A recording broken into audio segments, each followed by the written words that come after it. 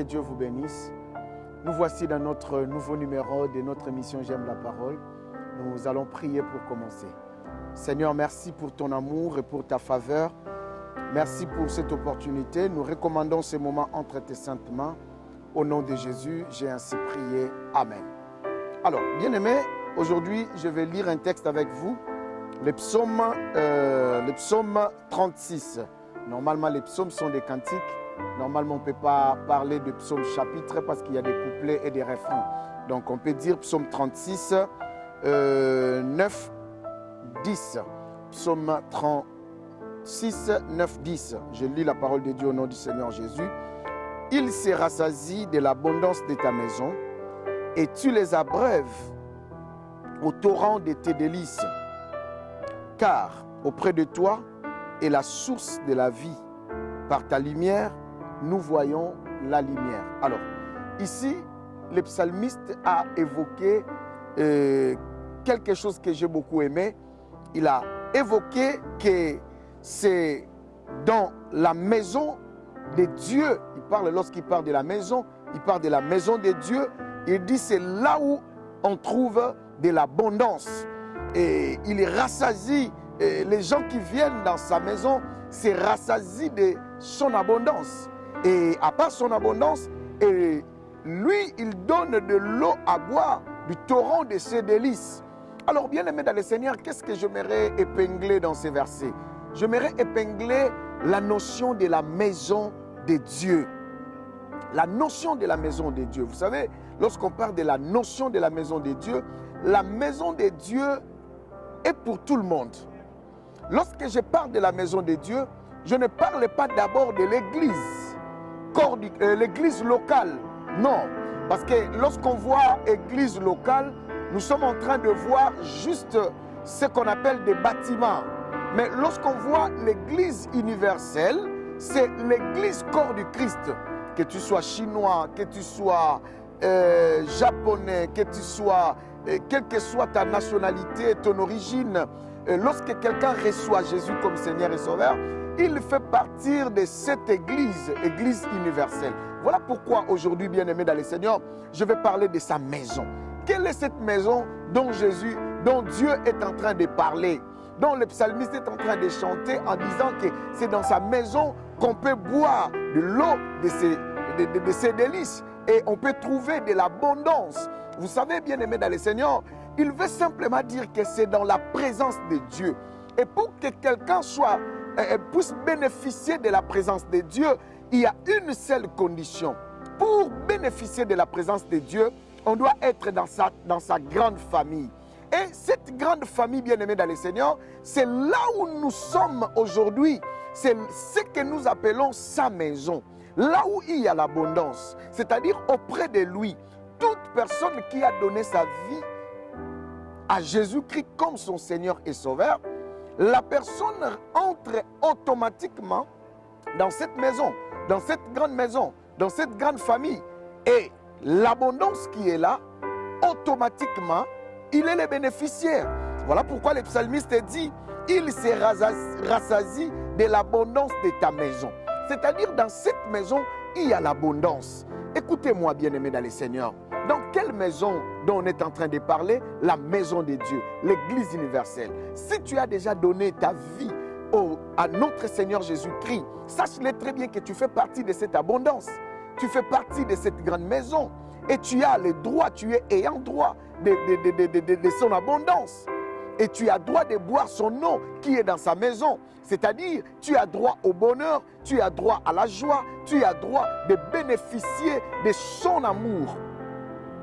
Et si tu n'as pas encore donné ta vie à Jésus-Christ comme Seigneur et Sauveur, c'est qu'il faut faire partir de cette grande maison. Cela veut dire quoi?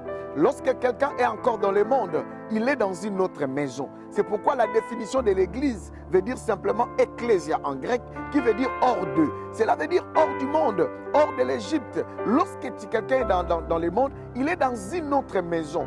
Il ne peut jamais bénéficier de son amour, il ne peut jamais bénéficier de cette abondance. L'abondance dont la Bible nous parle, c'est la paix du cœur aussi. Vous savez, lorsque quelqu'un connaît Jésus, lorsque je dis quelqu'un connaît Jésus, c'est quelqu'un qui a donné sa vie à Jésus et quelqu'un qui sait obéir à Jésus et quelqu'un qui obéit aussi à ses principes. Voilà pourquoi, bien-aimés dans le Seigneur, j'aimerais vous expliquer quelque chose. Lorsque quelqu'un a donné sa vie à Christ, lorsque quelqu'un a accepté Jésus dans sa vie, il doit automatiquement commencer à bénéficier de cette paix. Vous savez, avec tout ce qui se passe aujourd'hui dans le monde, bien-aimés dans le Seigneur, des maladies, des épidémies, la mort, les vaccins, tout ce qui se passe, les guerres par-ci, par-là, bien-aimés, ça fait peur. Et beaucoup de gens n'ont pas dans la paix, beaucoup de gens n'ont pas, avec la crise, avec la faim, avec tout là, bien-aimé dans le Seigneur, nous avons besoin de faire recours dans la maison. Vous savez, lorsqu'on parle de la maison, c'est là où l'homme peut échapper de mauvaises intempéries. Vous savez, lorsqu'on est dans la maison, on est en sécurité, on est en paix. Et le monde, bien-aimé dans le Seigneur, c'est une autre maison. Mais lorsque l'abbé dit que ceux-là vont se rassasier de son abondance, de l'abondance de sa maison, c'est ceux qui viendront en lui. Lorsque quelqu'un vient en Jésus, si tu es en Jésus, sache-le très bien que tu as droit à vivre en paix. Parce que Jésus en nous donne la paix. Et cette paix, bien-aimée dans le Seigneur, c'est une paix qui est durable. Écoutez, bien-aimés dans le Seigneur, le verset 10 dit, car auprès de toi est la source de la vie. Lorsqu'il parle de la source de la vie, cela veut dire la source de la vie, c'est la source de toutes choses, la source de la paix. Vous savez, lorsque tu es dans la maison de Dieu, je parle de l'Église universelle. Lorsque tu donnes ta vie à Jésus, tu te retrouves dans cette maison, dans cette grande famille chrétienne. Bien-aimé dans le Seigneur, la paix est déjà auprès de toi. Et auprès de lui, c'est la source de tout. Même quand bien tu ne manges pas, tu seras en paix. Même quand tu ne travailles pas, tu seras en paix. Même quand tu n'as rien, tu seras en paix. Tu ne vas pas paniquer. Tu ne vas pas vivre dans les paniques. Ta vie sera toujours dans la paix parce que Jésus qui est en toi va te donner la paix. Jésus qui est en toi va faire de sorte que tu vives dans la paix. Tu ne vas pas paniquer. Les nouvelles par-ci par-là, les maladies, les épidémies. Toi, tu fais partie de la maison. Tu es épargné. Tu es bien sécurisé. Car dans cette maison, il y a de l'abondance. Lorsque je vois l'abondance, beaucoup de gens peuvent seulement penser que quand il y a l'abondance, on peut avoir l'argent, on peut avoir des maisons, on peut avoir des véhicules, on peut avoir tout ce qui est matériel. Non, la paix, bien-aimée dans le Seigneur, c'est déjà une grande bénédiction et c'est déjà l'abondance. Lorsque quelqu'un est en paix, il sera en sécurité. Lorsque quelqu'un est en sécurité, il ne va pas paniquer. Alors dans cette maison, bien-aimée dans le Seigneur, dont je suis en train de parler, c'est une maison où, même si aujourd'hui nous mourons, cette maison, si tu faisais déjà partie de cette maison, le paradis sera aussi ta grande maison et ça sera aussi ta famille. Voilà pourquoi, bien-aimé, si tu n'as pas encore donné ta vie à Jésus, voilà pourquoi tu n'es pas dans la paix. Mais si tu as déjà donné ta vie à Jésus, il faut garder la tranquillité, il faut vivre en paix, il ne faut surtout pas paniquer. Malgré les nouvelles, malgré ce qui se passe, sache-le que tu vis dans la maison. Là, il y a l'abondance, il y a la source de vie. Là, et par sa lumière, nous voyons la lumière. Cela veut dire nous sommes dans les ténèbres. Dans le monde, il y a les ténèbres. Dans le monde, il y a beaucoup de mauvaises choses. Mais nous voyons la lumière par sa lumière. C'est sa lumière qui va nous éclairer et cette lumière va nous donner une opportunité de voir encore d'autres lumières.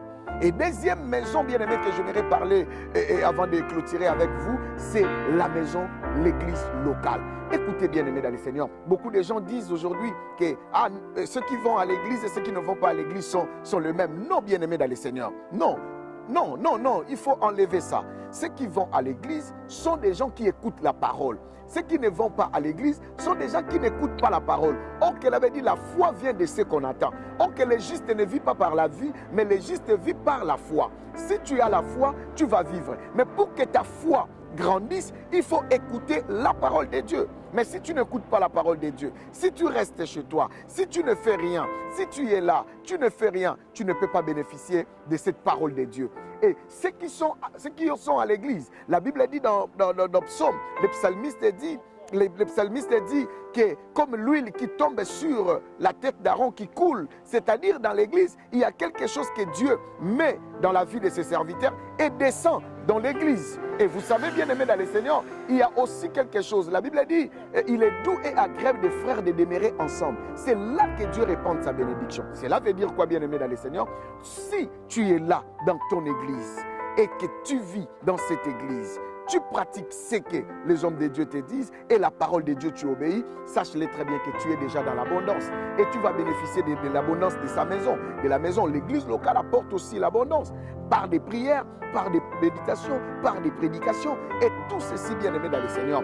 Deux maisons que j'ai expliquées ici, la maison, la grande famille, l'église universelle et l'église locale. Ça fait combien de temps tu n'es pas allé à l'église? Et tu te dis chrétien, tu te dis tu fais partie de la famille de Dieu. Si vraiment tu fais partie de la famille de Dieu, tu dois aussi comprendre que tu as besoin d'être aussi encadré, d'être aussi dirigé, d'être aussi surveillé par un surveillant que Dieu a placé. Bien-aimés dans le Seigneur, c'est ça l'exhortation que j'avais prévue pour nous aujourd'hui. Nous devons être prudents, nous devons veiller par rapport à nous, par rapport à notre comportement, parce que, bien-aimés dans le Seigneur, la maison de Dieu nous donne la paix, nous donne l'abondance et il nous donne de l'eau, la source de l'eau, bien-aimés dans le Seigneur, qui va apaiser nos douleurs. Et ceux qui sont dans la maison, qui écoutent la parole de Dieu, malgré tout ce qui se passe dans le monde, eux, ils seront tranquilles, ils seront calmes, ils ne seront pas paniqués, malgré les nouvelles du monde, parce que eux, ils sont dans la maison. Où es-tu? Es-tu dans la maison ou tu es où, bien-aimé dans le Seigneur? Que Dieu vous bénisse, que Dieu pense à vous. Je vais prier pour vous. Seigneur éternel, bénis mes frères et mes sœurs. Bénis, Seigneur éternel, ceux qui n'ont pas encore donné leur vie en toi. Seigneur, aide-les à prendre un engagement et à donner leur vie en toi. Seigneur éternel, aide ceux qui n'ont pas, éternel notre Dieu, ceux qui ont quitté les églises, ceux qui sont fatigués, qu'ils comprennent que dans ta présence, il y a aussi de l'abondance. Qu'ils cherchent une église, qu'ils rentrent dans leurs églises au nom de Jésus-Christ. Bénis cette exhortation. Dans le nom de Jésus, j'ai ainsi prié. Amen. Que Dieu vous bénisse. À la prochaine émission. Merci.